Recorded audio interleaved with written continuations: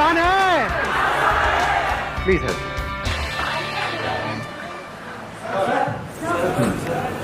वो पीछे उनको देना कॉर्नर में माइक। सर मुझे ये पूछना है कि लाइफ में हम जो भी करते हैं, लाइक स्टार्टिंग से मैंने जो भी आज तक किया है मैंने अपनी मर्ज़ी से किया है।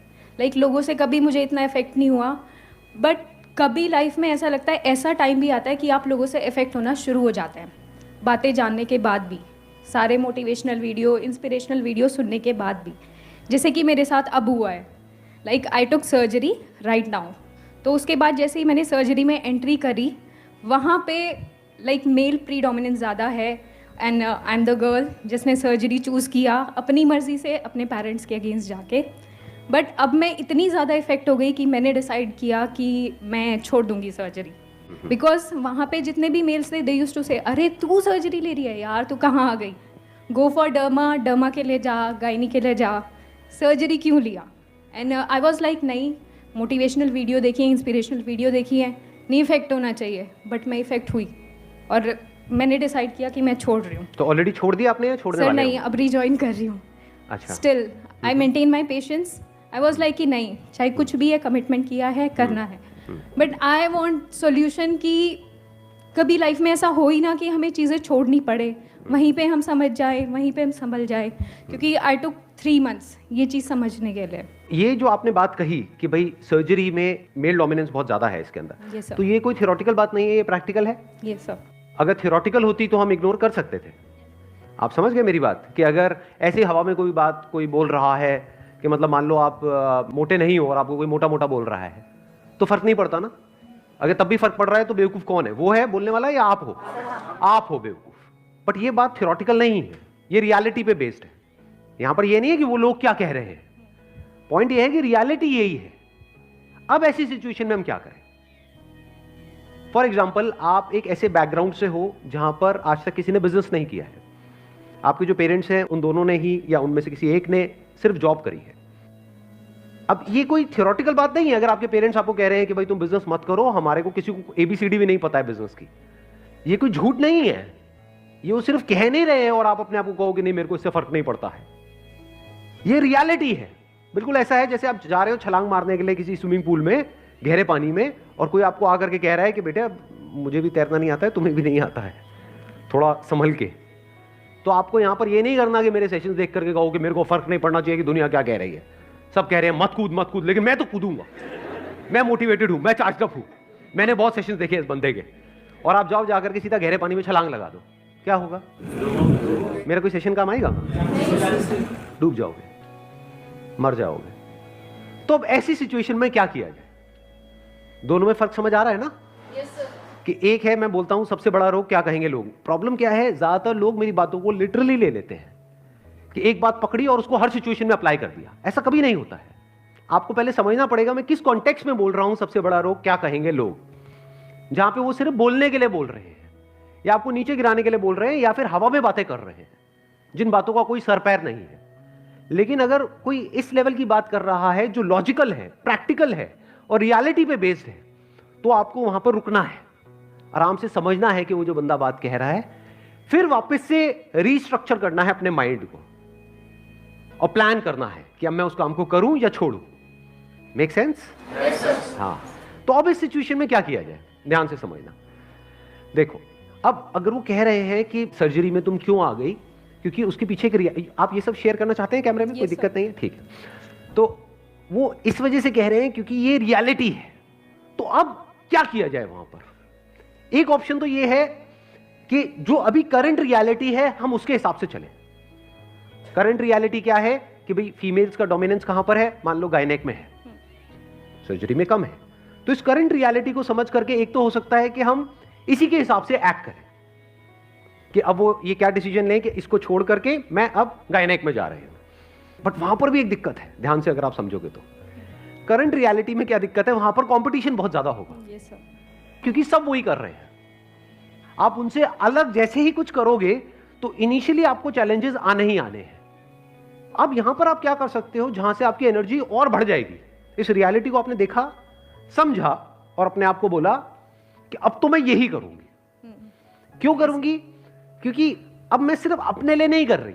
अगर सिर्फ अपने लिए कर रही होती तब तो ठीक है, गायनेक भी ठीक है, वहां पर जाऊं और कॉम्पीट करती रहूं। लेकिन अगर मैं यहां पर सर्जरी में, जो कि आज की डेट में रियलिटी ये है कि करंटली मेल डोमिनेटेड है, लेकिन अगर मैं वहां पर जाऊं और कुछ ऐसा कर दूं जो कोई सपने में भी करने का नहीं सोच सकता आने वाले 10 साल बाद, तो क्या होगा आने वाले 10 साल बाद?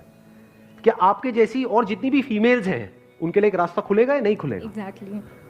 तो यहां से एक एनर्जी अलग लेवल की मिलती है।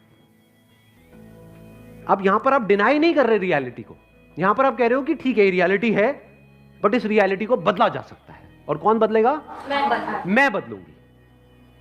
अब जब मैं इसको बदलने के बारे में सोचूंगी या इसको एक्चुअल में बदलूंगी तो क्या होगा वहां पर? प्रॉब्लम्स। क्या आराम से हो जाएगा सब कुछ? चैलेंजेस आएंगे? कितने चैलेंजेस आने वाले हैं? बहुत चैलेंजेस आएंगे। तो मेंटली आपने अपने को क्या बोला? I am ready for all these challenges. क्योंकि इतने सारे चैलेंजेस ओवरकम करने के बाद में एंड में जो सक्सेस मिलेगी वो सक्सेस लाख गुना ज्यादा मीनिंगफुल होगी उससे कि अगर मैं बिना किसी चैलेंजेस के जा करके थोड़ी बहुत कहीं पर सक्सेसफुल हो जाऊं। Now this success is not just meaningful for me but for the world as well. तो आपकी एक लार्जर विजन आ गई यहां पर। जैसे फॉर एग्जाम्पल अगर आप ऐसे किसी बैकग्राउंड से हो, अभी जो मैंने एक और एग्जाम्पल दिया था कि जहां पर आपके जो फादर मदर हैं उन्होंने सिर्फ जॉब करी है और बिजनेस के नाम से ही डरते हैं, तो एक पर्सपेक्टिव तो ये हो सकता है safe and secure tried and tested path कि ठीक है मैं भी जॉब ही कर लेता हूं, वो भी खुश मैं भी खुश, इसमें कोई बुराई नहीं है। बट ये भी हो सकता है कि आपके अंदर से बहुत स्ट्रांगली आ रहा हो कि नहीं मुझे करना है। तो अब आपको मेंटली ये प्रिपेयर्ड रहना है कि ये कोई हलवा नहीं है। जैसे ही मैं बिजनेस करने के बारे में सोचूंगा मेरे को बहुत ज्यादा चैलेंजेस आने वाले हैं उस बंदे के कंपैरिजन में जो बिजनेस बैकग्राउंड से है। लेकिन इन सारे चैलेंजेस के बाद में जब मैं सक्सेस को अचीव करूंगा तो सिर्फ वो सक्सेस मेरे लिए मीनिंगफुल नहीं होगी, मेरे जैसे और भी जितने भी मेरे भाई बहन हैं, वॉट एवर मेरे रिलेटिव्स हैं, मेरी पूरी फैमिली बैकग्राउंड में दूर दूर तक सबके लिए रास्ता खुल जाएगा। इस पूरी दुनिया के लिए एक रास्ता खुल जाएगा। जो दुनिया में लाखों लोग ये सोचते हैं और यहीं पर सोच करके रुक जाते हैं कि अगर आपका फैमिली बैकग्राउंड ऐसा है तो आप ये नहीं कर सकते, उनके लिए भी एक रास्ता खुल जाएगा। इनफैक्ट बड़ी सक्सेस उसी को बोलते हैं जहां पर रियलिटी को किसी बंदे ने चेंज किया है। मजा उन्हीं की कहानियां सुनने में आता है। फॉर एग्जाम्पल ये जो आपने अभी बात बोली कि भाई ये जो गायनेक है that is a female dominated profession, तो अगर उसमें आपने कुछ थोड़ा बहुत अचीव कर भी लिया तो क्या वो स्टोरी इंटरेस्टिंग है किसी के लिए? Because that was expected from you. सब एक्सपेक्ट कर ही रहे थे, बल्कि अगर आपने वहां पे अचीव नहीं किया तब लोग बोलेंगे ये क्या है, हाँ जो सब करते हैं वो भी तू नहीं कर पाई। बट अगर आपने कुछ ऐसा किया जो और कोई नहीं कर रहा है, यानी आपका पर्पस क्लियर है, आपका ये वाई क्लियर है कि मैं ये कर क्यों रही हूं, तो जितना वो बोलेंगे उतनी आपकी एनर्जी बढ़ेगी। आ रही है बात समझ में? ये बोलने दो ना, यही तो मैं चाहती हूं कि लोग बोले कि तू नहीं कर सकती, तभी तो करने में मजा आएगा। सर ये जो मैंने 3 मंथ्स का ब्रेक लिया था इसमें मैंने रियलाइज किया कि मीनिंगफुल हो मेरा पर्पस। तो इसके लिए मीनिंगफुल बनाने के लिए मैंने सोचा कि सर्जरी में मेल्स ही दिखाने नहीं आते, फीमेल्स भी दिखाने आते हैं पेशेंट्स। और इंडिया में breast cancer second most common है, so why I should not go for breast oncoplastic surgery in future, जहाँ पे जो मेरे चांसेस है बहुत ज़्यादा इंक्रीज हो जाएंगे। और फीमेल पेशेंट्स प्रेफर करते हैं कि फ़ीमेल को ही दिखाएं आज भी इंडिया में। तो मैंने ये मीनिंगफुल पर्पस ढूंढा। It is a very sensible thing that you have chosen कि भाई ठीक है अगर ब्रेस्ट सर्जरी होनी है तो there are lot of females in India, especially उनकी जो फैमिली होती है वो कंजर्वेटिव होती है कि जब लेकर के जा रहे हैं उनको किसी हॉस्पिटल में तो वो चाहेंगे कि एक फीमेल डॉक्टर ही उनका चेकअप करे। जबकि एक्चुअल में इस प्रोफेशन में कोई फर्क नहीं पड़ता है कि वो डॉक्टर मेल है या फीमेल है, क्योंकि उनका काम है सर्जरी करना, राइट? लेकिन फिर भी कहीं ना कहीं ये फीमेल रिलेटेड प्रॉब्लम्स में वो चाहेंगे कि एक फीमेल ही हो। तो this is one way of looking at it. But reality में एक्चुअली मजा पता है किस चीज में आएगा कि जहां पर कोई सोच भी नहीं सकता कि एक फीमेल हो सकती है, वहां पर भी आप हो। मान लो कोई अगर एक मेल्स हैं वो फीमेल्स की सर्जरी कर सकते हैं, तो आप मेल्स की क्यों नहीं कर सकते? एग्जैक्टली मेल्स के बॉडी पार्ट की क्यों नहीं कर सकते? Why not?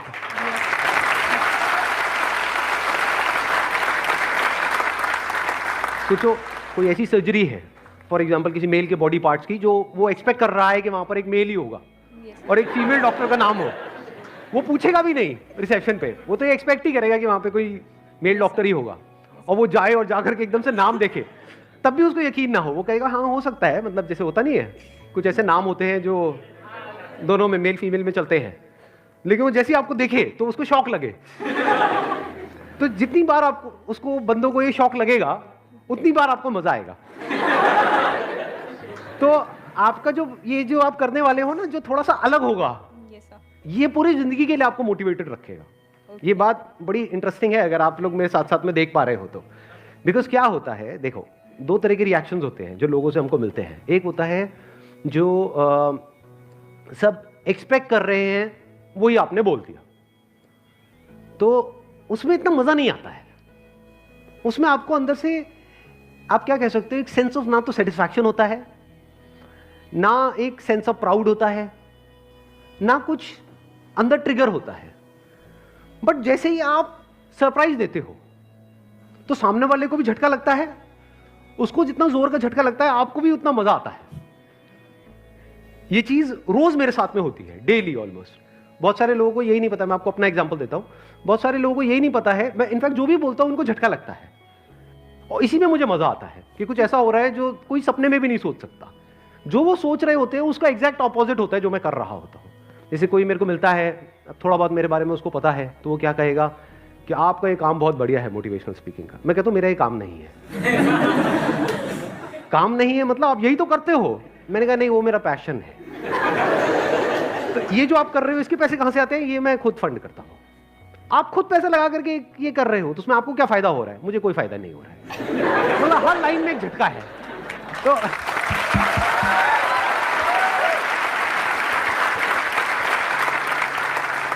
हर लेवल पे एक झटका लगता है, उसी में मजा आता है। लेकिन ये सब उनके लिए झटका है, मेरे लिए नहीं है, क्योंकि मेरे फंडे क्लियर है, मेरा अपना पर्पस क्लियर है कि मैं क्या कर रहा हूं, क्यों कर रहा हूं, वो करके एग्जैक्टली क्या होने वाला है, आने वाले 10 साल बाद क्या होने वाला है, 50 साल बाद क्या होने वाला है, 1000 साल बाद क्या होने वाला है, मैं वहां तक देख रहा हूं। तो मेरे फंडे बिल्कुल क्लियर है, आंसर्स बिल्कुल क्लियर है। कोई भी आएगा, बहुत लोग अप्रोच करते हैं, बहुत तरह तरह के, पता नहीं कहां कहां से, कि आप बोलो ना कितने पैसे लोगे। मैंने कहा तू भाई सब कुछ दे दे तब भी नहीं आऊंगा। समझे? तो मजा आता है खेल में, नहीं तो बंदा फिसल जाता है। जैसे फॉर एग्जाम्पल यहां पर आई एम श्योर कि जैसे आप लोगों से मैं पूछूंगा कि हाँ भाई ये करना चाहते हो, आप कहोगे कि नहीं मैं ये काम तो बिल्कुल भी नहीं करना चाहता। अच्छा ठीक है, 20,000 रुपये महीने का मिलेगा। नहीं मैं नहीं करना चाहता। 50,000 रुपये महीने का मिलेगा। एक मिनट सोचना पड़ेगा। लाख रुपए महीने का मिलेगा। सर करो ना, बताओ ना क्या है कि नहीं? तो वहां पर कुछ भी इंटरेस्टिंग नहीं है, बड़ा बोरिंग सा है, क्योंकि यही दुनिया एक्सपेक्ट करती है कि सबका अपना एक रेट कार्ड है, चाहे वो कितना भी बड़ा सेलिब्रिटी क्यों ना हो, पैसे दो और कुछ भी बुलवा लो। सब बिकने के लिए तैयार बैठे हैं, कचरा भी बेचने के लिए बिक रहे हैं। मैं नाम नहीं लूंगा किसी का भी, जानते हो ना ऐसे सो कॉल्ड सेलिब्रिटीज को। हाँ, अब मजा किस चीज में आता है?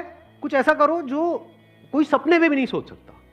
कि अगर मैं अगेन नाम नहीं लूंगा, वो सेलिब्रिटी है, वो मान लो 1 करोड़ में आ जाता है, 2 करोड़ में आ जाता है, तू भाई मेरे को 100 करोड़ देगा तब भी मैं नहीं आऊंगा।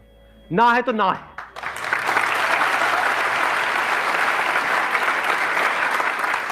मजा इसमें है कि आप कुछ ऐसा करो जो थोड़ा सा, अगर बहुत ज्यादा नहीं भी तो थोड़ा सा दुनिया से कुछ अलग हो, या जो आपसे एक्सपेक्ट किया जा रहा है उससे थोड़ा सा अलग हो।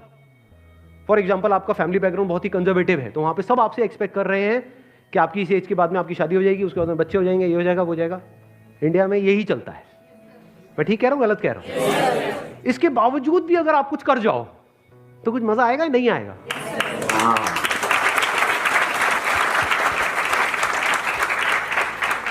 तो थोड़ा सा लाइफ को इंटरेस्टिंग बनाओ। इंटरेस्टिंग कैसे बनी रहती है? जब आपने कुछ थोड़ा सा अलग किया है। और अलग क्या होता है, ध्यान से समझना, ध्यान से समझ लेना। अब मैं इसको समअप कर रहा हूं, जो भी मैंने अभी तक कहा है उसको समअप कर रहा हूं। अलग की डेफिनेशन क्या है? अलग की मतलब क्या है कि हाँ यहां पे उल्टे लटक जाओ और बोलो कि मैं कुछ अलग कर रहा हूं। ये है अलग की डेफिनेशन। व्हाट इज अलग? बेसिकली सोशल नॉर्म्स है। ये सोसाइटी कुछ नॉर्म्स बना देती है कि आपका बैकग्राउंड ये है तो आपको यही करना है। अलग की डेफिनेशन क्या है? जो इस नॉर्म से थोड़ा सा हट करके है। जो दुनिया आपके लिए कुछ नॉर्म्स बना रही है या कुछ बाउंड्रीज बना रही है, जैसे ही उस बाउंड्री से आप बाहर निकल जाते हो तो वो अलग की डेफिनेशन है। Wish you all the best, thank you so much for coming.